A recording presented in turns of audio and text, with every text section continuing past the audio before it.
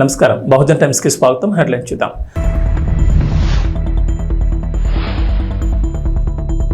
ఏపీలో పింఛన్లు పెంపు జూలై 1 నుంచి 4,000కి పెంచుతూ ప్రభుత్వ నిర్ణయం.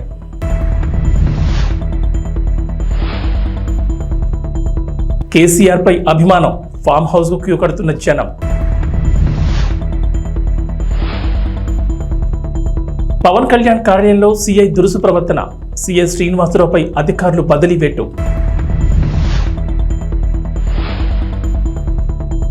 గ్రాండ్ గా రిలీజ్ అయిన కల్కి 2898 AD 1000 కోట్లు వసూలు చేస్తుందంటున్న fans.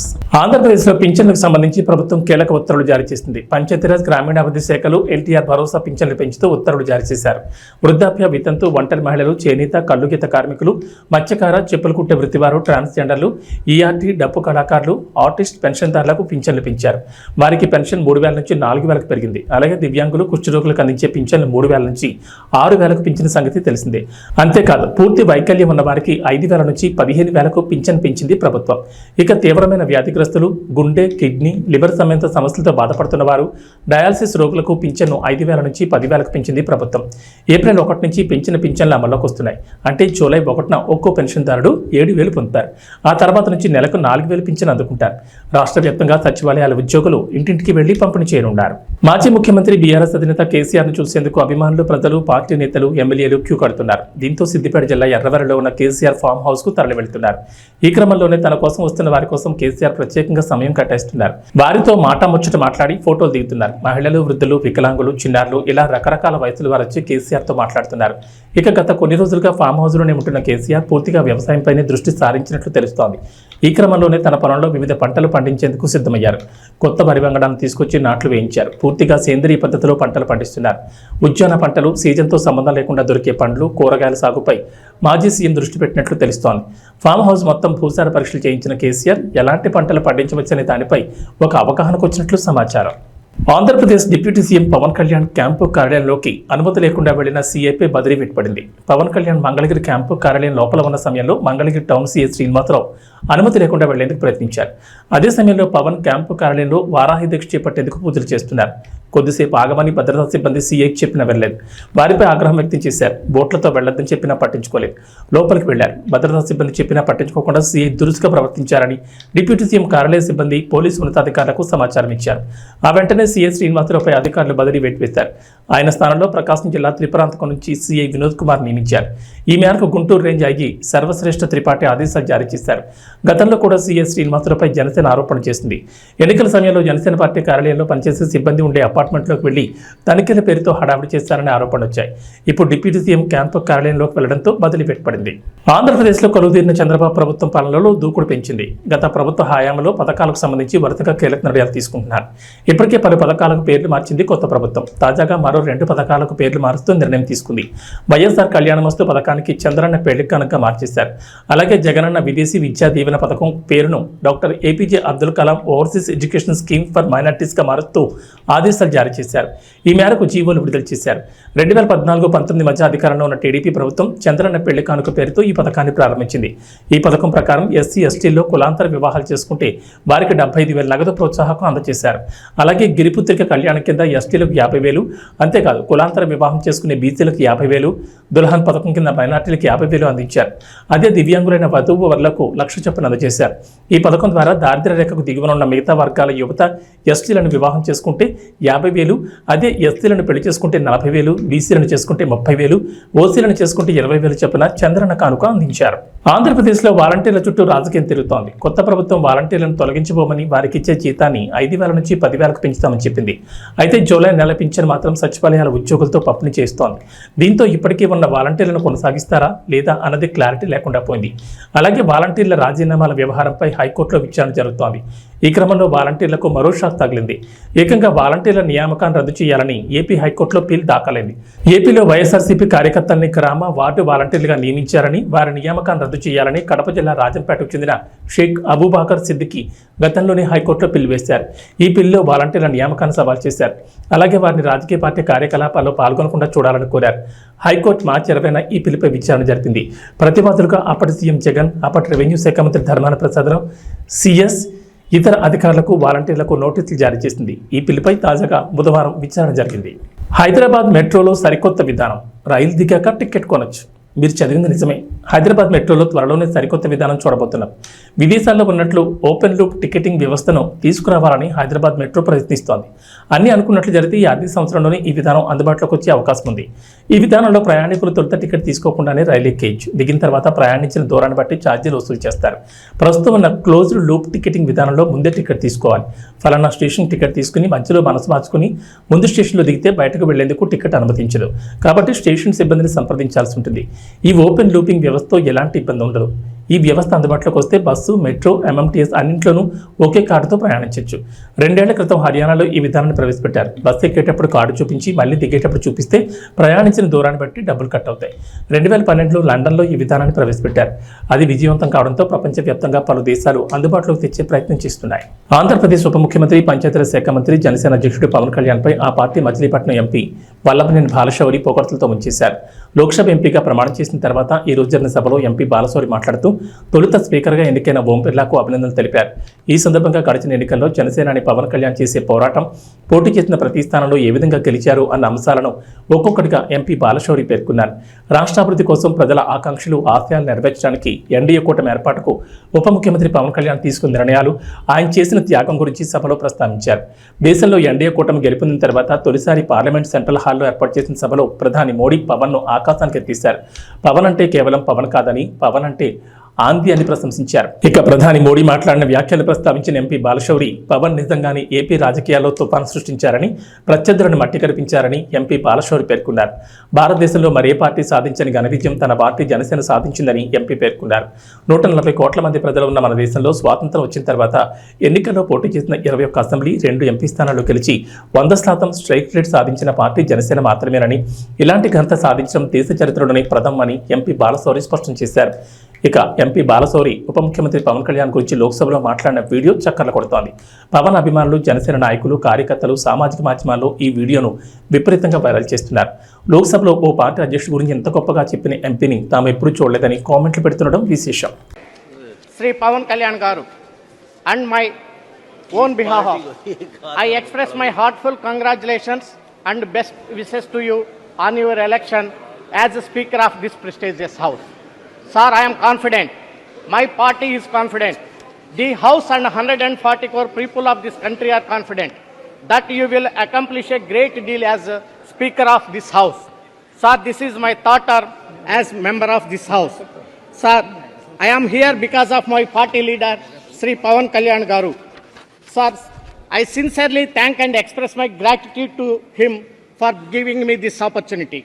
Sir, Pawan Kalyan Garu is a star in AP, and Honorable PM rightly said during the NDA meeting in the Central Hall of Samyadan Sadhan that a Pawan nahi on the high. This is true. He is a tufan in Andhra politics. Sir, Pawan Kalyan Garu has made a record in history of independent India. Sir, Janasena party is the only party in the country since independence which has got 100% strike rate both in Lok Sabha and Assembly elections. Please. Sir, Janasena party fought 21 Assembly and 2 Lok Sabha seats and won all 21 Assembly seats. Sir, okay. Sir, Please. రాష్ట్రంలో TDP, Janasena కూటమి పాలనలో police, revenue వ్యవస్థలు నిర్వీర్యమయ్యాయని, అంబేద్కర్ రాజ్యాంగం కాకుండా రాష్ట్రంలో red book రాజ్యాంగాన్ని అమలు చేస్తున్నారని మాజీ మంత్రి ఆదిమూలపు సురేష్ ఆందోళన వ్యక్తం చేశారు. సింగరైకొండలోని వైఎస్ఆర్సీపీ కార్యాలయంలో మాట్లాడుతూ ప్రజలు అధికారం ఇచ్చింది ఇష్టారాజ్యంగా పరిపాలన చేసుకోవడానికి కాదన్నారు. చంద్రబాబు ప్రభుత్వం రాష్ట్రంలో ప్రతిపక్షం లేకుండా చేయాలని కుట్ర పంతోందని అన్నారు. వైఎస్ఆర్సీపీ కార్యకర్తలను, వారి ఆత్మస్థైర్యాన్ని, మనోభావాలను దెబ్బతీసేలా ప్రవర్తిస్తూ భయాందోళన గురి చేస్తున్నారన్నారు. ఇటువంటి కక్ష సాధింపు చర్యలకు పాల్పడితే తమ ఓపికకు, సహనానికి కూడా ఒక హద్దు ఉంటుందని, వైసీపీ కార్యకర్తల జోలికొస్తే ఊరుకునేది లేదని టీడీపీ నాయకులను హెచ్చరించారు. వైసీపీ నాయకులు మరియు వారి ఆస్తులపై జరుగుతున్న దాడులను న్యాయస్థానాలు సుమోటోగా తీసుకుని నిందితులను అదుపులోకి తీసుకుని తగిన శిక్షను విధించాలని కోరారు. ఈ యొక్క పరిపాలన రాజ్యాంగబద్ధంగా నడవట్లేదు. ఈ రాష్ట్రంలో ఒక కొత్త రాజ్యాంగం వచ్చింది. మనం అందరం అనుకుంటున్నటువంటి భారత సంవిధానం సార్వభౌమ మొత్తాన్ని కాపాడే రాజ్యాంగం, బాబాసాహెబ్ బిఆర్ అంబేద్కర్ గారు రచించిన రాజ్యాంగం ఆంధ్రప్రదేశ్లో నడవట్లేదు. ఆంధ్రప్రదేశ్లో రెడ్ బుక్ రాజ్యాంగం నడుస్తుంది. రెడ్ బుక్ రాజ్యాంగం ప్రకారమే మేము పరిపాలన సాగిస్తాం. ఏదైతే తెలుగుదేశం పార్టీ నాయకులు గత 2-3 సంవత్సరాల కాలంలో పదే పదే చెప్తూ మేము అధికారంలోకి వచ్చిన వెంటనే మీ హక్కు చూస్తాం, మీ సంగతి తెలుస్తాం, మిమ్మల్ని బట్టలు కూడా తీసి రోడ్డు మీద తిప్పుతాం, గడ్రాల మీద నడుస్తామని చెప్పి పదే పదే చెప్పినటువంటి నాయకులు ఈరోజు అదే మేము వచ్చింది కూడా దానివల్లే, దానికోసమే అన్న చందంగా ఈరోజు వారు ఇచ్చినటువంటి ఆ యొక్క ప్రోత్సాహం కానివ్వండి, ప్రోద్బలంతో ఈరోజు తెలుగు తమ్ముళ్ళు రెచ్చిపోతున్నటువంటి పరిస్థితి మనం చూస్తాం. ముఖ్యంగా ఒక్క మాటలు చెప్పాలంటే, మాకు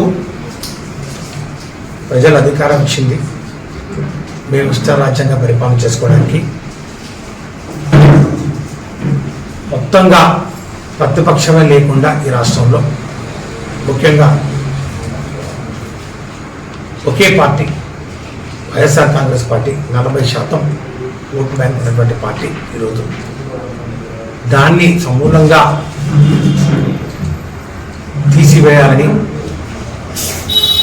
అధికారంలో ఉన్నటువంటి 5 సంవత్సరాల్లో కూడా వైసీపీ కార్యకర్తలు వారి యొక్క ఆత్మస్థైర్యాన్ని, వారి యొక్క మనోభావాన్ని దెబ్బతీసే విధంగా ప్రవర్తిస్తూ వారిని భయాందోళనకు గురిచేస్తూ వారి మీద దాడి చేస్తూ వారి ఆస్తుల్ని కానివ్వండి, వారి యొక్క ఇళ్ళను కానివ్వండి, వారికి సంబంధించినటువంటి అన్నిటినీ కూడా ధ్వంసం చేసే కార్యక్రమం గత కొన్ని రోజులుగా మనం చూస్తా ఉన్నాం రాష్ట్ర వ్యాప్తంగా. కాకినాడ 3 ఆంధ్ర గర్ల్స్ బెటాలియన్ ఆధ్వర్యంలో మాదక ద్రవ్యాల దుర్వినియోగం రవాణాకు వ్యతిరేకంగా అంతర్జాతీయ దినోత్సవం సందర్భంగా కాకినాడ ఏపీఎస్సీ 3వ బెటాలియన్ ఆవరణలో జరిగిన అవగాహన కార్యక్రమానికి క్యాపిటల్ హాస్పిటల్ వైద్యురాలు సలాది జ్యోతిర్మయి ముఖ్య అతిథిగా హాజరై ఎన్సీసీ విద్యార్థులకు మాదక ద్రవ్యాల వినియోగం నిర్మూలనపై ప్రసంగించారు. అనంతరం ప్లకార్డులు, బ్యానర్లతో ఏపీఎస్పీ నుంచి సర్పవరం జంక్షన్ మీదుగా బోట్ క్లబ్ 3 గర్ల్స్ బెటాలియన్ వరకు 3 ఆంధ్ర, 9 ఆంధ్ర, 18 ఆంధ్ర ఎన్సీసీ విద్యార్థులు ర్యాలీ నిర్వహించారు. ఈ కార్యక్రమంలో ఎన్సీసీ 18 ఆంధ్ర అధికారి మేజర్ ఆసిఫ్, 3 ఆంధ్ర బెటాలియన్ నుండి subedar Lakshmanarao, pi staff, GCI పాల్గొని విజయవంతంగా నిర్వహించారు. ఎవరైనా ఎడిక్ట్స్ ఉంటే వాళ్ళని తీసుకువెళ్ళి మంచి ట్రీట్మెంట్ ఇప్పించాలి. గవర్నమెంట్ హాస్పిటల్లో మీకు ఫ్రీగా ట్రీట్మెంట్ జరుగుతుంది. అలాగే మేము కూడా ఇప్పుడు మా సొసైటీ నుంచి మా ఎన్జిఓ నుంచి ఒక ఫ్రీ హాస్పిటల్ ఇక్కడ గంగరాజు నగర్లో పెట్టాము. దాంట్లో కౌన్సిలింగ్, ట్రీట్మెంట్ జరుగుతుంది. సో ఎవరైనా ఎడిక్ట్స్ ఉంటే మీరు అక్కడికి పంపిస్తే అక్కడ ఫ్రీ ట్రీట్మెంట్, ఫ్రీ కౌన్సిలింగ్, ఇంకా ఏమైనా వాళ్ళకి ఏమైనా ఫ్యామిలీ కౌన్సిలింగ్ ఇలాంటివన్నీ కూడా అక్కడ జరుగుతాయి. సో ఇవన్నీ కూడా మీరు మనసులో ఉంచుకుని ఎవరైతే ఎడిక్ట్స్ ఉన్నారో వాళ్ళు మా దగ్గరికి పంపించడం, అలాగే మీరు కూడా భవిష్యత్తు తరాల్లో ఆల్కహాల్ లేకపోతే గంజా, డ్రగ్స్కి ఎంత దూరంగా ఉండాలంటే అంత దూరంగా ఉంటూ మంచి సమాజానికి మీరు భవిష్యత్తు తరాలకి మీరు మంచి బాట వేయాలని నేను కోరుకుంటూ, అలాగే ఇందులో ఇది ముఖ్యంగా ఈరోజు చేయడానికి గవర్నమెంట్ ఆఫ్ ఇండియా 2020లో నషాముక్త్ భారత్ అని మీకు తెలుసండి. నషాముక్త్ భారత్ విన్నారా? మీరెవరు వినుండరు. 2020లోనే మన ప్రధాని మోడీ గారు నషాముక్త్ భారత్ అని ఇంట్రడ్యూస్ చేశారు. అందులో భాగంగానే ఇప్పుడు మనం ఇదంతా కూడా మన ర్యాలీస్ ఇవన్నీ జరుగుతున్నాయి. సో దీనికి మీరు అందరూ కూడా సహకరించాలని కోరుకుంటూ ఈ అవకాశం ఇచ్చిన కృష్ణ గారికి, అలాగే ఏడీ గారికి, పోలీస్ డిపార్ట్మెంట్ వారికి నా నమస్కారాలు తెలియజేసుకుంటూ సెలవు తీసుకున్నాను. Thank you. ఇంత చక్కటి కార్యక్రమాన్ని ఏర్పాటు చేసినటువంటి కాలేజీ యాజమాన్యానికి నా నమస్కారాలు. ఈరోజు ఈ కార్యక్రమాన్ని జరుపుకోవడం చాలా సంతోషంగా ఉంది. ఎందుకంటే ఇది ప్రస్తుతం ఉన్నటువంటి సమాజాన్ని పట్టిపీడిస్తున్నటువంటి ఒక ప్రమాదకరమైనటువంటి ఇది ఒక డిసీజ్ లాంటిది అన్నమాట. ప్రజెంట్ యూత్ చాలా సఫర్ అవుతుంది. మీరు ఈ మధ్య సోషల్ మీడియా చూసుకున్నా కూడా రీసెంట్గా పంజాబ్లో ఒక లేడీ అర్ధరాత్రి డ్రగ్ మత్తులో రోడ్డు మీద అలాగా ఉంటే అది రీసెంట్గా సోషల్ మీడియాలో వైరల్ అయింది. అలాగే సినిమాలు చాలా ఉన్నాయి, చాలా సినిమాలు ఉన్నాయి. ఉత్తర పంజాబ్ ఉంది, లేదంటే మన తెలుగులో కూడా చాలా సినిమాలు ఉన్నాయి. అంటే అది ఫస్ట్ చిన్న ఒక సరదాగా స్టార్ట్ అవుతుంది. ఎవరో దానికి అలవాటు పడిన వాళ్ళు ఫ్రెండ్స్ ఉంటారు మన సర్కిల్లో. చిన్న అలవాటుగా సరదాగా ఏదో ఆడి ఫ్రీగా ఇస్తున్నాడని చెప్పేసి తీసుకుంటారు. తర్వాత అది ఒక అలవాటుగా మారుతుంది. ఆ అలవాటు తర్వాత వ్యసనంగా మారిపోద్ది అన్నమాట. అందులో ఏముండదు, అది ఏంటంటే సెంట్రల్ నర్వస్ సిస్టమ్ని యాక్టివేట్ చేస్తుంది. అది తీసుకున్నప్పుడు సెంట్రల్ నర్వస్ సిస్టమ్ యాక్టివేట్ అయినప్పుడు ఎలా ఉంటుంది అంటే, మనం కాఫీ తాగితే ఎలా ఉంటుంది, రిలాక్స్గా ఉంటుంది. అలాగా దానికి మనం అడిక్ట్ అయిపోతారనమాట. ఎవరైతే ఉన్నారో అలాగ అడిక్ట్ అయిపోయి ఇంకా అందులోనే ఉండాలనిపిస్తుంది అన్నమాట.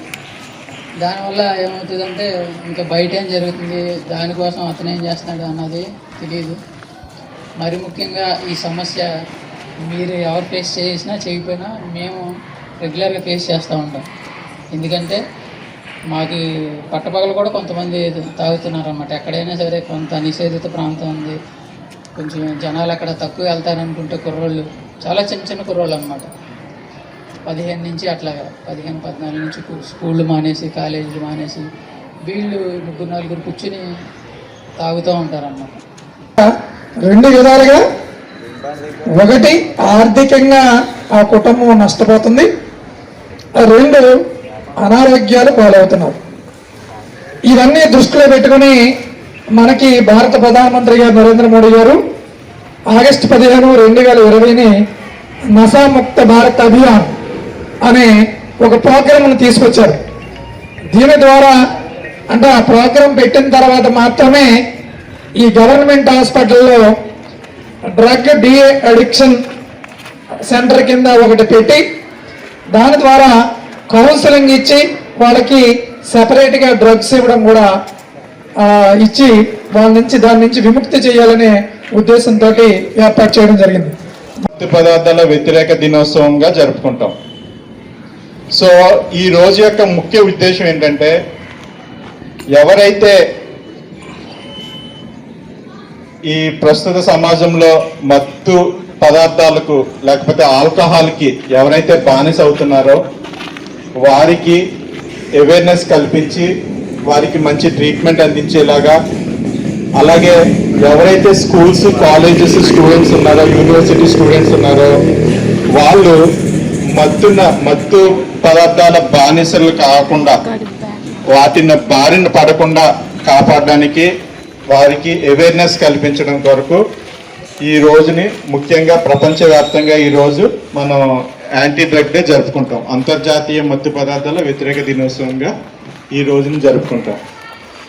ఈ రోజు అంతర్జాతీయ మత్తు పదార్థాల వ్యతిరేక దినోత్సవం ఈ రోజున ఈ సంవత్సరానికి ఒక స్లోగన్ ఒకటి మనకి యునైటెడ్ నేషన్ ఒకటి స్లోగన్ ప్రిపేర్ చేసింది. ఏంటంటే, the evidence is clear, invest in prevention. మనం ఈ ప్రివెన్షన్ ద్వారా అంటే ఏ వ్యాధికైనా ఫస్ట్ మనం తెలుసుకోవాల్సింది ఏంటంటే, వ్యాధి మన దగ్గరికి రాకముందే మనం దాన్ని ఎలా ప్రివెంట్ చేయాలి అనేది మనం తెలుసుకోవాలి. అవునండి, వ్యాధి వచ్చిన తర్వాత దాన్ని బారిన పడి మన ఆరోగ్యం పాడు చేసుకోవడం కన్నా వ్యాధి మన దగ్గరికి రాకుండా ఎలాగ మనం దాన్ని నిర్మూలించాలి అనేది ముఖ్య ఉద్దేశంగా ఈ సంవత్సరం మనం దీన్ని ముందుకు తీసుకుపోతాం అనమాట. ఏంటంటే the evidence is clear, evidence కరెక్ట్గా ఉన్నాయి. ఏంటంటే ప్రివెన్షన్ అనమాట. మనం ప్రివెంట్ చేయాలి, ఆ వ్యాధి మన దగ్గర రాకుండా మనం చైతన్యపరచాలి, అందరినీ కూడా అవేర్నెస్ చేయాలి, చైతన్యపరచాలి. కాంగ్రెస్ పార్టీ ద్వారానే రైతులకు న్యాయం జరుగుతుందని, రైతుల రుణమాఫీపై సవాల్ విస్తున్న మాజీ మంత్రి హరీష్ రావు రాజీనామాకు సిద్ధం కావాలని కాంగ్రెస్ పార్టీ జిల్లా నాయకులు వెంకుగారి శ్రీధర్ డిమాండ్ చేశారు. మెదక్ జిల్లా రామాయంపేట మండల కేంద్రంలో కాంగ్రెస్ పార్టీ నాయకులు ముఖ్యమంత్రి రేవంత్ రెడ్డి చిత్రపటానికి పాలాభిషేకం నిర్వహించారు. ఆగస్టు 15 లోపు ముఖ్యమంత్రి రేవంత్ రెడ్డి ఇచ్చిన మాట ప్రకారం ఏకకాలంలో 2 లక్షల రుణమాఫీ చేస్తామంటూ ప్రకటించడంతో హర్షం వ్యక్తం చేస్తూ మెదక్ చౌరస్తాలో పాలాభిషేకం చేశారు. ఈ సందర్భంగా కాంగ్రెస్ పార్టీ నాయకులు మాట్లాడుతూ, కాంగ్రెస్ ప్రభుత్వ హయాంలోనే గత వైఎస్ రాజశేఖర రెడ్డి హయాంలో ₹1,00,000 రుణమాఫీ జరిగిందని, మరోసారి రేవంత్ రెడ్డి హయాంలో 2 లక్షల రుణమాఫీ జరుగుతుందని వారు హర్షం వ్యక్తం చేశారు. 10 సంవత్సరాలు పాలించిన బీఆర్ఎస్ పార్టీ రైతులను మోసం చేసిందని వారు విమర్శించారు. రుణమాఫీ చేసిన వెంటనే మాజీ మంత్రి హరీష్ రావు ఎమ్మెల్యే పదవికి రాజీనామా చేయాలని వారు డిమాండ్ చేశారు. ఈ కార్యక్రమంలో కాంగ్రెస్ సీనియర్ నాయకులు డాకిస్వామి, సుంకోజు దామోదర్ తదితరులు పాల్గొన్నారు. ఈరోజు ముఖ్యంగా ఫస్ట్ చెప్పదలుచుకునేది ఏంటంటే, రామాయంపేట కాంగ్రెస్ పార్టీ తరఫున మన గౌరవ ముఖ్యమంత్రి రేవంత్ రెడ్డి గారికి ప్రత్యేక కృతజ్ఞతలు తెలుపుకుంటున్నాం. ఎందుకనంటే ఎలక్షన్లో చెప్పిన విధంగా ఏకదాటిగా 2 లక్షల రుణమాఫీ చేస్తామని అప్పుడు మన గౌరవ ముఖ్యమంత్రి రేవంత్ రెడ్డి ప్రకటించడం జరిగింది. ఇప్పుడు అప్పుడు వైఎస్ రాజశేఖర రెడ్డి హయాంలో, అది కాంగ్రెస్ పార్టీ హయాంలో ఏకదాటిగా 2 లక్షలు చేసిన చరిత్ర, మళ్ళీ ఇప్పుడు ఏకదాటిగా 2 లక్షలు రుణమాఫీ చేసిన చరిత్ర కాంగ్రెస్ పార్టీకే ఉందని చెప్పేసి తెలియజేసుకుంటున్నాం. ఈ 2 లక్షల రుణమాఫీ చేసినందుకు రైతులు ఎంతో ఆనందం వ్యక్తం చేస్తున్నారు.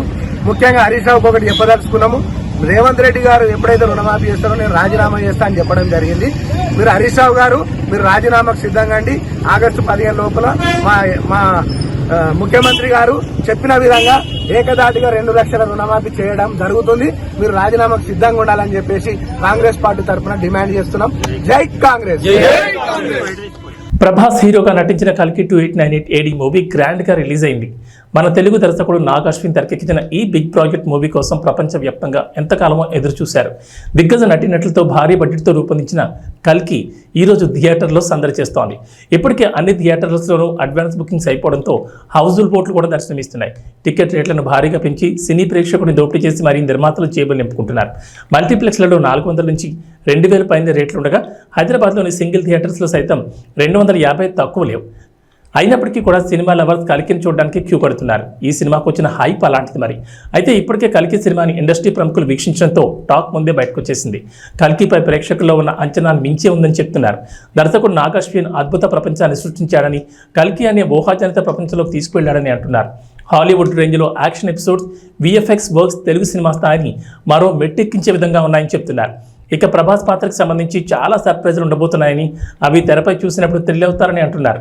ముఖ్యంగా ప్రభాస్ అమితాబ్ల పోరాట సన్నివేశాలు హైలైట్ కాగా కమల్ హాసన్ నట విశ్వరూపం మరోసారి కల్కిలో చూపించారని అంటున్నారు. కమల్ హాసన్ కనిపించేది 4-5 సన్నివేశాల్లోనే అయినా ఆ సీన్లు చాలా కీలకమని చెప్తున్నారు. అలాగే కల్కికి సెకండ్ పార్ట్ కూడా ఉండడంతో కమల్కి సెకండ్ పార్ట్లో ఎక్కువ ప్రాధాన్యత ఇవ్వబోతున్నట్లుగా కథలో రివీల్ చేశారు. దీపికా పదుకొనే పాత్ర కల్కిలో కీలకమని, ముఖ్యంగా ఆమె చేసిన ఎమోషనల్ సీన్లు అయితే కంటదరి పెట్టించాయని అంటున్నారు. మొత్తం 180 నిమిషాల 56 సెకండ్ల నిడుగుతున్న కల్కి కథలో బోలెడని సర్ప్రైజులు ఉన్నాయని అంటున్నారు. గెస్ట్ అపీరియన్స్లో స్టార్లను చూసి అభిమానులు షాక్ అవుతున్నారని అంటున్నారు. మొత్తానికి కల్కి సినిమా 1000 కోట్లు వసూలు చేస్తుందని ప్రభాస్ ఫ్యాన్స్ ధీమాగా ఉన్నారు. T20 ప్రపంచ కప్ 2024లో దక్షిణాఫ్రికా ఫైనల్ చేరింది. సెమీఫైనల్ 1 మ్యాచ్లో ఆఫ్ఘనిస్తాన్ చిత్తు చేసి తొలిసారి ఫైనల్లోకి అడుగుపెట్టింది. ఈ టోర్నీలో పరాజయం అనేది లేకుండా దక్షిణాఫ్రికా తుది పోరుకు అర్హత సాధించింది. ఈ మ్యాచ్లో తొలుత బ్యాటింగ్ చేసిన ఆఫ్ఘనిస్తాన్ 56 పరుగులకు కుప్పకొల్చింది. అనంతరం 8.5 ఓవర్లలోనే లక్ష్యాన్ని ఛేదించింది. 1 వికెట్ మాత్రమే కోల్పోయి టార్గెట్ని ఫినిష్ చేసింది. ఈ మ్యాచ్లో ఆఫ్ఘనిస్తాన్ టాస్ గెలిచి తొలుత బ్యాటింగ్ చేసింది. ఈ టోర్నీలో సంచలన ప్రదర్శనతో పెద్ద జట్లను సైతం మట్టి కనిపించిన ఆ జట్టు సెమీఫైనల్లో మాత్రం తేలిపోయింది. దక్షిణాఫ్రికా బౌలర్ల ధాటికి వార్ 1 అన్నట్లు మ్యాచ్ సాగింది. ఈ టోర్నీలో ఆస్ట్రేలియా, న్యూజిలాండ్ లాంటి జట్లను ఓడించింది ఆఫ్ఘనిస్తాన్ జట్టేనా అనిపించింది. ఈ టోర్నీలో విశేషంగా రాణించిన ఆఫ్ఘన్ ఓపెనర్లు గుర్బాజ్, ఇబ్రహీం జద్రాన్లు స్వల్ప స్కోర్కే పెవిలియన్ చేరారు. మిగతా బ్యాటర్లు కూడా తేలిపోయారు. తెలంగాణకు హైదరాబాద్ వాతావరణ శాఖ రెయిన్ అలర్ట్ జారీ చేసింది. ఇవాళ రేపు రాష్ట్రంలో భారీ వర్షాలు కురుస్తాయని చెప్పింది. నైరుతి రుతుపవనాలకు తోడు ద్రోణి ప్రభావంతో కొన్ని జిల్లాల్లో భారీ వర్షాలకు ఛాన్స్ ఉందని వెల్లడించింది. నేడు జయశంకర్, భూపాలపల్లి, ములుగు, కొమరంభీం, ఆసిఫాబాద్, మంచిర్యాల, భద్రాద్రి కొత్తగూడెం, హనుమకొండ, జనగాం, సిద్దిపేట, ఖమ్మం, వరంగల్, మేడ్చల్, మల్కాజ్గిరి, మెదక్, కామారెడ్డి జిల్లాలో భారీ వర్షాలు కురుస్తాయన్నారు. ఈ మేరకు ఆయా జిల్లాల్లో ఎల్లో అలర్ట్ జారీ చేశారు. ఏపీ ప్రజలకు వాతావరణ శాఖ హెచ్చరికలు జారీ చేసింది. ఉపరితల ఆవర్తనం, నైరుతి రుతుపవనాల ప్రభావంతో ఇవాళ భారీ వర్షాలు కురిసే అవకాశం ఉందంటోంది. కోస్తాలో భారీ వర్షాలు, మిగిలిన జిల్లాలో తేలికపాటి నుంచి మోస్తరు వర్షాలు పడతాయంటోంది. అక్కడక్కడ పిడుగులు పడొచ్చని, గంటకు 50 కిలోమీటర్ల వేగంతో ఈదురుగాలులు వీస్తాయంటున్నారు. ఇక శ్రీకాకుళం, పార్వతీపురం, మన్యం, విజయనగరం, అల్లూరు సీతారామరాజు, విశాఖపట్నం, అనకాపల్లి, ఏలూరు, ఎన్టీఆర్ జిల్లాలో భారీ వర్షాలకు అవకాశం ఉందని చెప్తున్నారు. ఏబీ బులెటిన్ విశేషాలు. నమస్కారం.